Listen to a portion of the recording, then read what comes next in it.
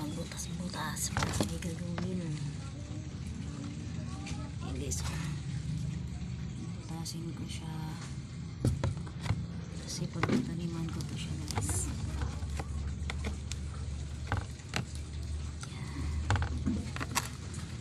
Gusto ko kasi magtanim guys eh. Tanim ng mga gulay. Tama, tag-ulan na guys.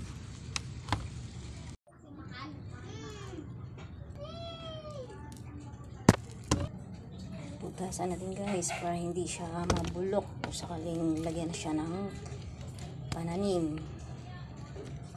Para yung tubig hindi siya nakapundo lang mismo dito sa loob. Ayan, marami na siyang butas. Balik rin natin guys. Ayan, pag dito sa kasi hindi siya masyadong nabubutasan.